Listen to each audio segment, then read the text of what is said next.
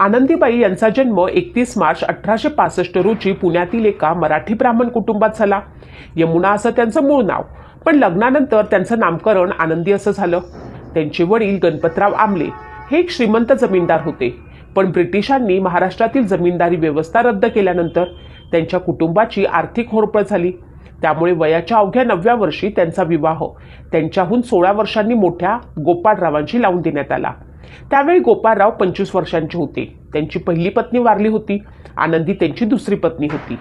आनंदीबाईच्या आईबद्दल फारशी माहिती उपलब्ध नाही, पण तत्कालीन स्थिती पाहता त्या गृहिणी असल्याची दाट शक्यता आहे। गोपाळराव जोशी पोस्टल खात्यात नोकरीस होते। ते अत्यंत प्रगत विचारांचे होते। त्यांनी आनंदीबाईंना उच्च शिक्षण घेण्यासाठी प्रोत्साहित दिले। आनंदीला वयाच्या 14व्या वर्षी एक मुलगा झाला, पण वैद्यकीय सुविधांच्या अभावामुळे तो अवघे 10 दिवस जगला। या घटनेचा आनंदीला प्रचंड धक्का बसला। आपल्यासारख्या वेदना इतरांना भोगाव्या लागू नयेत म्हणून त्यांनी वैद्यकीय शिक्षण घेण्याचा निर्णय घेतला। गोपाळरावांनी आनंदीबाईच्या निर्णयाला पूर्ण पाठिंबा दिला। त्यांनी त्यांना इंग्रजी शिकवले, अमेरिकेत वैद्यकीय शिक्षणासाठी पाठवले। आनंदीबाई अमेरिकेत गेल्या तेव्हा गोपाळराव त्यांच्यासोबत नव्हते, पण त्यांनी पत्रव्यवहारातून त्यांना सतत प्रोत्साहन दिलं। आनंदीच्या लग्नात सर्व काही परफेक्ट होते। तिच्या नवऱ्याने तिला केवळ साथच दिली, तर सासरच्या लोकांकडूनही तिला अमाप प्रेम मिळालं। अशा परिस्थितीत आनंदी एका मुलाची आई झाली। मात्र आई झाल्यानंतर अवघ्या 14 दिवसातच तिच्या आनंदाचे रूपांतर दुःखात झाले, कारण आनंदीबाईच्या मुलाला गंभीर आजार जडला होता। त्यामुळे त्याचे अवघ्या 10 दिवसातच निधन झाले। मुलाच्या मृत्यूमुळे आनंदीबाईंना मोठा धक्का बसला। त्यांनी त्याचवेळी इतरांच्या मुलांवर असे अकालीन मरण येऊ नये देण्याचा विडा उचलला। त्यांनी डॉक्टर होण्याचं ठरवलं। त्यांनी आपली ही इच्छा आपल्या नवऱ्याला बोलून दाखवली। त्यानंतर गोपाळरावांनी त्यांची ही इच्छा पूर्ण करण्यासाठी आकाश पाताळ एक केलं। जोडीदार चांगला असेल तर अशक्यही शक्य होतं, हे या घटनेतून दिसून येतं। देशाच्या पहिल्या महिला डॉक्टर होण्यासाठी घराबाहेर पडलेल्या आनंदीला त्यावेळी समाजाची मोठी टीका सहन करावी लागली। त्यांना त्यांच्या कुटुंबियांनी साथ देणे सोडले, पण त्यानंतरही आनंदीबाई पुढे जात राहिल्या। सर्वप्रथम त्यांचे पती गोपाळरावांनी त्यांना मिशनरी शाळेत प्रवेश मिळवून देऊन त्यांचे पुढील शिक्षण सुरू केले। त्यानंतर त्या कलकत्त्याला पोहोचल्या। तिथे त्यांनी संस्कृत आणि इंग्रजीचे शिक्षण घेतले। गोपाळरावांनी आपल्या पत्नीची आवड लक्षात घेत 1880 साली प्रसिद्ध अमेरिकन मिशनरी रॉयल वाइल्ड यांना एक पत्र लिहिलं। त्याद्वारे त्यांनी अमेरिकेत मिळणाऱ्या वैद्यकीय शिक्षणाची संपूर्ण माहिती मागवली। आनंदीच्या पुढील शिक्षणासाठी गोपाळरावांनी घेतलेल्या या निर्णयाला कुटुंबापासून समाजापर्यंत कुणीही मान्यता दिली नाही, कारण त्यावेळी एका हिंदू विवाहित महिलेचे शिक्षणासाठी घराबाहेर पडणे, त्यातही थेट परदेशात जाणं हे कुणालाही मान्य नव्हतं। पण आनंदीने कुणाचीही ऐकले नाही। त्यांनी पेन्सिल्व्हेनियाच्या महिला वैद्यकीय महाविद्यालयात केवळ प्रवेशच घेतला नाही, तर शिक्षण पूर्ण करण्यासाठी आपले सगळे दागिनेही विकले। त्यांच्या या वाटचालीनं अनेक जण प्रभावित झाले। आनंदीबाई यांनी 1886 मध्ये वयाच्या 19व्या वर्षी MD ची पदवी प्राप्त केली। त्याही पदवी मिळवणाऱ्या भारताच्या पहिल्या महिला डॉक्टर बनल्या। त्याच वर्षी त्या मायदेशी परतल्या। त्यानंतर त्यांना कोल्हापूर संस्थानातील अल्बर्ट एडवर्ड रुग्णालयातील महिला वार्डात प्रभारी डॉक्टर म्हणून नियुक्ती मिळाली। पण नियतीला काही वेगळंच मान्य होतं। भारताच्या पहिल्या महिला डॉक्टर होण्याचा विक्रम रचणाऱ्या आनंदीबाई आपली प्रॅक्टिस जोरात करत होत्या, पण त्याचवेळी त्यांना क्षयरोगानं गाठलं। त्यामुळे त्या आजारी राहू लागल्या। आनंदीबाईच्या मेहनतीशिवाय त्यांचे पुढे जाणे अवघड होते। पण या संपूर्ण कथेचे नायक त्यांचे पती गोपाळराव होते। त्यांच्या खंबीर पाठिंब्याशिवाय आनंदीला देशातील पहिल्या महिला डॉक्टर होणं अवघड झालं असतं, कारण त्या काळात स्त्रियांसाठी वाचन व लेखन एक स्वप्न होतं। तेव्हा त्यांच्या पतीची विचारसरणी आजच्या आधुनिक युगासारखी होती। आजही अनेकांना आपल्याहून शिकलेली पत्नी आवडत नाही, पण गोपाळराव एक वेगळेच रसायन होते। त्यांनी केवळ आपल्या बायकोची प्रगतीच आपले स्वप्न बनवले नाही, तर ते पूर्ण करण्यासाठी प्रसंगी समाजाशीही 2 हात केले। अमेरिकेत शिक्षण घेताना आनंदीबाई साडी नेसून कॉलेजात जायच्या। त्यावेळी पाश्चात्य देशात साडी ही एक अनोखी आणि आकर्षक वस्त्रप्रथा होती। त्यांच्या सहविद्यार्थिनी आणि प्राध्यापकांना त्यांचे हे भारतीय व्यक्तिमत्व आवडायचे। एकदा एका विद्यार्थिनीने त्यांना विचारलं, तुम्ही इतक्या थंडीत साडी कशी नेसता? तेव्हा आनंदीबाईंनी हसत उत्तर दिलं, ही माझी ओळख आहे आणि मला यातच आराम मिळतो। हा किस्सा त्यांच्या सांस्कृतिक अभिमानाचं दर्शन घडवतो। त्यांच्या व्याख्यान फार वाचनीय आहे। त्यातला एक मुद्दा असा, पृथ्वीच्या पाठीवर हिंदुस्थाना इतका रानटी देश दुसरा नाही। देशातील लोकांच्या आपल्या गरजा पूर्ण करता येत नाहीत, वैद्यकीय शास्त्रज्ञ स्त्रियांनी हिंदुस्थानसारख्या प्रत्येक भागात अतिशय गरज आहे. सभ्य स्त्रिया पुरुष वैद्यांकडून चिकित्सा करून घेण्यास तयार नसतात. इथे स्त्री डॉक्टरची किती गरज आहे हे ओळखून आनंदीबाईंनी अमेरिकेला जाण्याचा निर्णय घेतला होता. या भाषणात त्यांनी भारतात महिला डॉक्टरांची किती आवश्यकता आहे हे पटवून दिलं आणि स्पष्ट सांगितलं, मला यासाठी धर्मांतर करण्याची गरज नाही.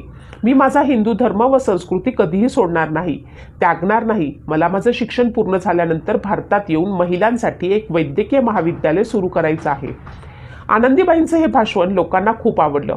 त्यामुळे त्यांना होणारा विरोध तर कमी झालाच, पण त्यांना या कार्यात हातभार म्हणून संबंध भारतातून आर्थिक मदत जमा झाली. भारताच्या तत्कालीन व्हाईसराय यांनी 200 रुपयांचा फंड जाहीर केला. आनंदीबाई धर्म परिवर्तन करणार नाही किंवा परदेशात नोकरी करणार नाही हे लोकांना कळल्यावरती सर्वांनी त्यांच्या निर्णयाला पाठिंबा दिला. आनंदीबाई यांनी अमेरिकेत अत्यंत प्रतिकूल परिस्थितीत शिक्षण घेतलं. त्यांच्याकडे मोजके पैसे होते.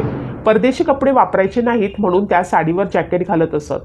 यामुळे तेथील बर्फाळ थंडी त्यांचे शरीर चिरत होती. त्यात अभ्यास, स्वतःचा स्वयंपाक, समाज, नातलग यांनी दिलेली दूषणे सहन करीत इच्छित कार्य करीत त्या राहत असत. तिथला समाजही आनंदीशी अत्यंत कुत्सितपणे वागत होता. पण कार्पेंटरबाई व कॉलेजच्या प्रिन्सिपाल आधी चांगल्या महिला त्यांना भेटल्या, पण अन्य बऱ्याच जणांनी त्यांना त्रास दिला. जिच्या सोबतीनं आनंदीबाई वाटचाल करत होत्या तिचेही वागणे ठीक नव्हते. याचा त्यांच्या मनावरती परिणाम होत होता. तो शरीरावरही झाला. सतत अर्धपोटी राहिल्यानं आजारपण त्यांच्या पाठी लागलं.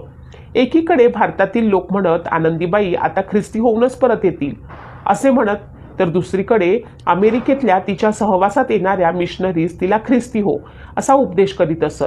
अमेरिकेत गेल्यानंतर तेथील नवीन वातावरण, प्रवासातील दगदग यामुळे आनंदीबाईची प्रकृती खूप ढासळली होती. परंतु अमेरिकेतील कार्पेंटरबाई जोडप्याची त्यांना खूप मदत मिळाली. त्यांच्याच आधारानं आनंदीबाई अमेरिकेत पाऊल टाकले. या कार्पेंटरबाई आनंदीला आनंदाचा झरा असं म्हणत. कष्टाच्या व जिद्दीच्या जोरावर अभ्यासक्रम पूर्ण करून मार्च 1886 मध्ये आनंदीबाईंना MDची पदवी मिळाली. MDसाठी त्यांनी जो प्रबंध सादर केला त्याचा विषय होता हिंदू आर्य लोकांमधील प्रसूतीशास्त्र. MD झाल्यावरती व्हिक्टोरिया राणीकडनं सुद्धा त्यांचे कौतुक झाले. त्यांच्या पदवीदान समारंभाला गोपाळराव व पंडिता रमाबाई हे सुद्धा उपस्थित होते. भारतातील पहिली स्त्री डॉक्टर म्हणून सर्व उपस्थितांनी उभे राहून जोरदार टाळ्या वाजवून आनंदीबाईची प्रशंसा केली. 16 नोव्हेंबर 1886 रोजी आनंदीबाई भारतात परतल्या तेव्हा मुंबई बंदरावरती लोकांनी मोठी गर्दी केली होती. त्यांचे पुष्पवृष्टीनं स्वागत केलं. त्या आजारी होत्या, पण हिंदुस्थानात घरी जायला मिळणार, घरचे अन्न मिळणार म्हणून त्यांची प्रकृती तात्पुरती स्थिर होती. आनंदीबाईंना अभिनंदनाच्या अनेक तारा आल्या. मानपत्रे पाठवली गेली. मानपत्रात त्यांच्या उच्च शिक्षणाचा गौरव करण्यात येत होता. जेव्हा आनंदीबाई भारतात परतल्या, मुंबई बंदरात बोटीतून उतरण्यापूर्वीच त्यांच्या पोशाखाचं वर्णन केलं आहे. नारायण पेटी, काळी चंद्रकळा, नऊवारी, खणाची चोळी, कपाळावर कुंकू, नाकात नथ, कानात कुंडी, पायात बूट व स्टॅकिंग्स असा होता. पारंपरिक साडी, नाकात नथ व हातात वैद्यकीय शिक्षण पूर्ण केल्याचे प्रमाणपत्र अभिमानानं दाखवणाऱ्या आनंदीबाईंचे हे चित्र त्यांचे वेगळेपण सिद्ध करणारे होते. आनंदीबाई जोशी यांनी त्यांच्या पतीला म्हणजेच गोपाळरावांना लिहिलेल्या पत्रातील निवडक उतारे खाली दिले आहेत. ते या पती पत्नीच्या नात्यांवरती प्रकाश टाकतात. आनंदीबाई आपल्या पत्रात म्हणतात, जुन्या आठवणींना उजाळा देऊन तुमचे मन दुखावण्याचा किंवा आपल्या प्रेमात कोणत्याही प्रकारचा दुरावा निर्माण करण्याचा माझा हेतू नाही. तुमचे माझ्याबद्दलचे वागणे चांगले होते की वाईट हे ठरवणे खूप अवघड आहे. तुम्ही मला विचाराल तर ते दोन्ही होते असे मी म्हणेन. तुमची वागणूक अंतिम उद्दिष्टाच्या दृष्टिकोनातून योग्य मानली जाऊ शकते, पण हेही मान्य केले पाहिजे की अशा वागण्याचा मुलांच्या मनावरती चुकीचा परिणाम होऊ शकतो. मला वयाच्या 10व्या वर्षी काठीनं मारणं, मी 12 वर्षाची असताना माझ्यावर खुर्च्या आणि पुस्तके फेकणं व मला सोडून जाण्याची धमकी देणं, तथा मी जेव्हा 14 वर्षाची झाले तेव्हा मला इतर प्रकारच्या अजब शिक्षा देणं, हे माझे तेव्हाचे वय, शरीर, मनासाठी अत्यंत गंभीर गोष्टी होत्या.